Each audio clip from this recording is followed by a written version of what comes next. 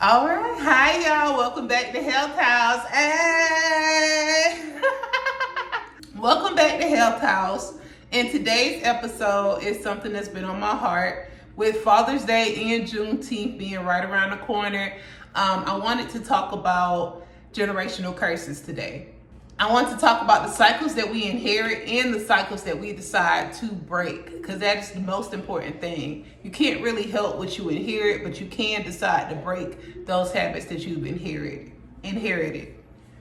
Whether that's unhealthy relationships, silence around emotions you carried around, unhealthy habits, whatever it may be, we are here to discuss breaking those generational curses. Every generation has a choice. We can repeat the patterns or we can be the reasons that they end. Today's episode is called The Cycle Ends Here, because it stops with us. The greatest legacy isn't money, status, or success. Your greatest legacy would be the healing that you do so that you don't pass on generational trauma to the next generation. My son won't have to carry what I carried. If you are doing the work, even if it's imperfectly, you are already changing your family's history. The cycle does not end when someone decides to do something perfectly. The cycle ends when you decide to do something differently. So just a recap on our Health House episode so far. We've discussed self-love, which is learning to value yourself. We have discussed letting go, which means releasing any shame, guilt, baggage that you may be holding on to. We have discussed showing up for yourself, meaning that we are putting action behind those words and behind those intentions. And then we've also had the bounce back episode, which was our very last episode, where we talked about recovering when you fall off, because you will fall off and you have to recover if you want to be successful. So naturally, our next discussion today will be about breaking generational curses. And I thought this episode was perfect because of Father's Day on top of Juneteenth. And I believe everything happens for a reason.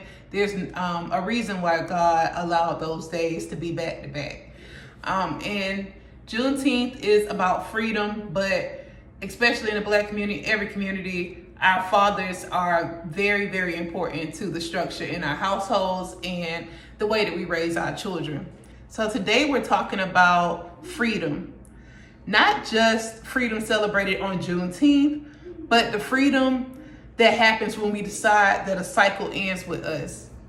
So some cycles that we inherit over the years and from family, it's like a poverty mindset. I do know, being in the Black community, a lot of us are from the ghetto that was strategically created to keep us below the poverty line.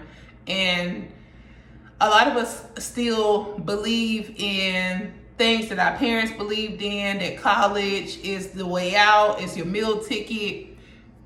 But we have to understand that the moment that we find the secret, there's people in the background that's basically redoing the recipe every time. Every time that we find out the secret sauce, they revamp the recipe. So you have to continuously switch up your methods over the generations. Stop pushing these kids to go to college when y'all know that that's not a guaranteed successful route.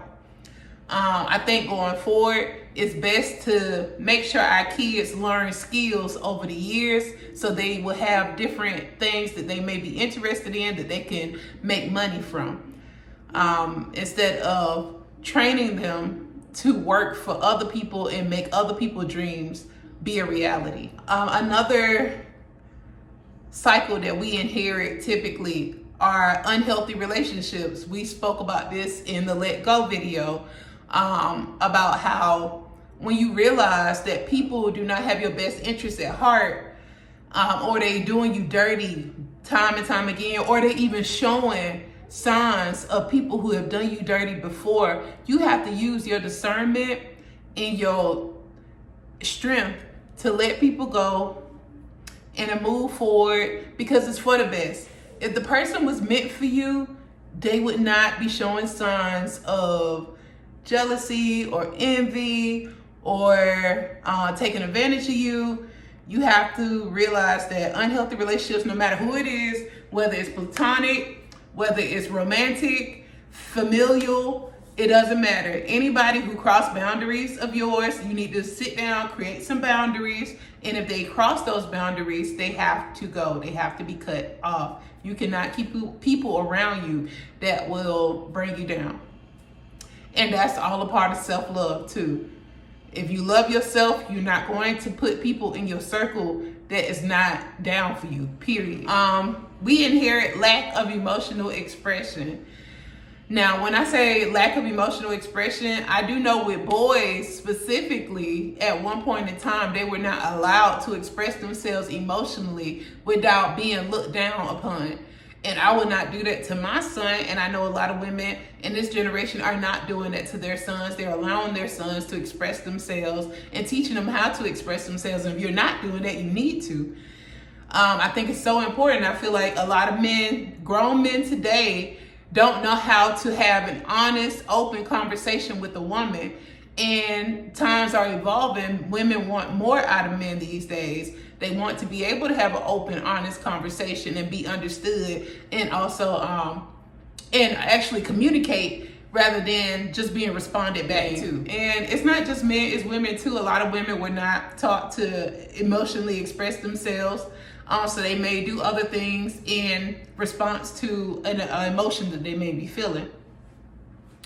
So yeah, it's very important that we know how to express ourselves emotionally. Even with me, at one point, it was just cuss word, cuss word, cuss word, cuss word, because I don't think I knew how to properly express myself. And all I heard coming up was a lot of cursing and things like that from my own family. One thing that we definitely inherit from our community are food habits.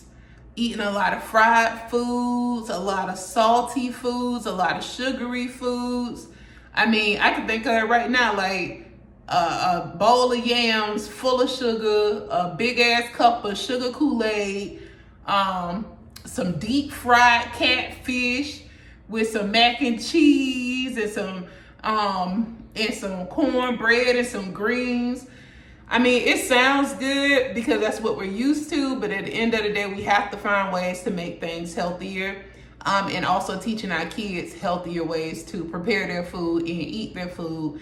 And also you can have that meal every now and then, but for the majority of the time, I say 80 to 90% of the time, we should be eating more healthier foods, baked foods, less oils, less low carb, high protein, plenty of vegetables and fruits. Stay hydrated. That's the things that we should be teaching our kids going forward. We inherit things like trauma responses. We inherit things like generational silence. I know y'all know that back in the day, your mama couldn't have said some of the things that your child says to you now.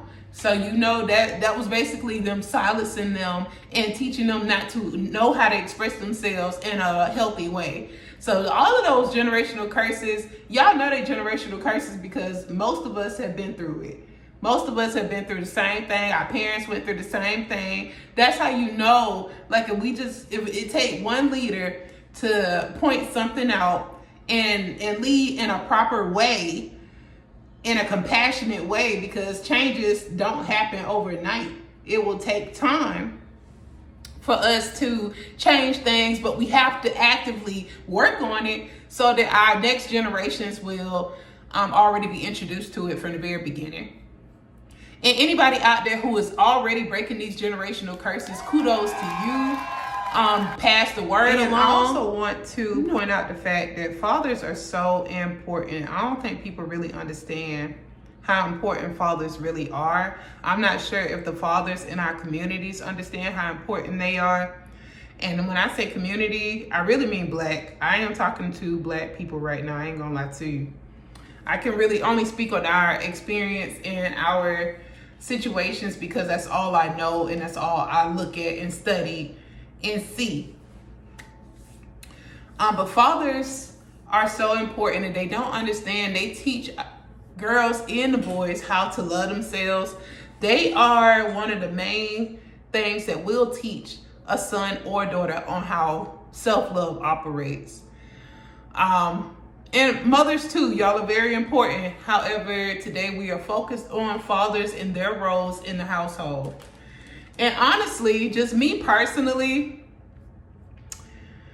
the father I had in my household, he was more so passive. He didn't make a lot of decisions. We grew up in a matriarchal household. So a matriarchal household is where I come from, where the female in the household ran the household. Now she had, my actual father was the man of the household, but I did not grow up with him, so I did not experience that. I experienced my stepfather, which was more of a passive guy. He made the money, he came home, he gave up the money, and he allowed his wife to make the decisions. I think fathers are very important because they're like the toughness in the household. They are the masculine energy. So they would teach you, I feel like, grounding, because a lot of women are more emotional beings naturally, to where men are more logical and they don't operate out of their emotions. So I feel like that helps children, male or female, on the whole, being grounded, logical, being able to make decisions in pressured moments. All right. Every father teaches something within the household, whether it's intentional or accidental. Regardless, you're teaching the kids and the women how to treat you and how to show up. A good father will teach safety, consistency, accountability, respect, emotional regulation, how to treat people, how to keep your word. All of those are so important. And we as women, we really do be wanting that structure in our lives and in our children's lives. So the fathers that do show that in their households, we really do appreciate you, and happy Father's Day to you. You are loved, you are blessed, you are favored, and I hope God continues to love, bless, and favor you. A child with a present father learns that when life gets hard, you stay. You stay, you work it out, you find solutions. But because children are always learning, whether you think they are or not, they're watching everything that you do. Absent fathers, I'm not sure if they think that they're not teaching children anything because they're not in the home, but they are actually also teaching our children things. Self-reliance, survival, what abandonment feels like, what they never want to become, and how much a parent's presence actually matters in the household. The danger is when those wounds become identity, because some children grow up saying, my father left, so everybody leaves. Or my father wasn't there, so I don't know how to be there for my kids. So now you're passing down generational curses to where not only were you not there for your child, but now your son or your daughter may not be there for their child, and it becomes a generational curse. That's how cycles continue. That's what we don't want. We want to break cycles. Men don't just raise children, they actually influence whole generations. They shape an entire generation. I don't think the masculine energy understands how important they actually are. A father influences his children, his grandchildren, the people his children eventually love, the way future families communicate and heal.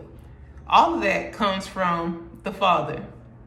One man's decision can echo for decades, just like one woman's healing can echo for decades. Both people are important.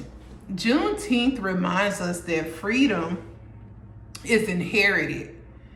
Someone fought so future generations could live differently. The same thing happens inside families. A father chooses accountability, patience, presence, healing, and growth. He creates freedom for his children. And a mother chooses healing and refuses to repeat harmful patterns that she creates freedom for her children as well. Freedom isn't just political. Sometimes freedom looks like a child growing up without inheriting the pain from future generations. The cycle ends when somebody decides to end it. I think a lot of people think that freedom is free, and it's not. Even with Juneteenth, we had to fight for that freedom, and several other people fought for our freedom as well. And even once we were free, of course, we weren't even really free. They lied, they betrayed, they backstabbed, they went against their own policies, their own laws, the things that they so-called believe in, and they still kept people enslaved over materialistic shit. I mean, it's demonic. But, on Juneteenth, that's the day that everybody was aware of that we were actually free.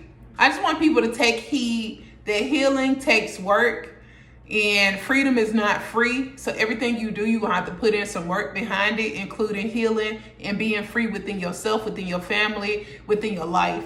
You got to think about, what are we passing down? Am I going to pass down to my future generations diabetes and mental illnesses and bad habits and different things like that? No, I'm not the one to do it. I'll change my entire life, as much as I feel the need to. Because I feel like a lot of people, they want you to change your life in the same way that they changed theirs. And that's not how life works. Give me the education. Let me make my own decisions. Let me operate how I want my family to operate in the future. We might not be against meat for my family in our future. So don't try to push veganism on me and my family. If that is what works best for you and your family, then you do that. You enjoy being a vegan. We like protein, and we don't mind somebody in the family being vegan, but that's not something that I'm willing to do. You need to sit down, write down all of the generational curses within your family. Write down why they're generational curses and how they affect your family and how you can break those curses and move forward. It is very, very, very important to do that. Everybody has something that needs to be changed within their family. So nobody can sit there and say, oh, my family perfect, I don't have nothing to work on. No, you have something to work on, and that's what you need to do. Don't sit there and pass that stuff down. You can break generational curses, and it doesn't have to be something huge. It can be something very, very small, like starting a family of fit people. Go to the gym. Get in the gym. Let your kids join you on your walks. Y'all go swimming, and just make fitness and being active a main priority within your family and your household. Things that I'm changing within my own family is my eating habits and the things that I teach my son about business and how to operate as a man. And it's just the fact that I'm focused on building a future rather than repeating my past or repeating the past of my ancestors. You have to make that a priority in your life. Juneteenth reminds us of the freedom that's possible. And Father's Day reminds us that legacy matters. The question isn't, what did we inherit?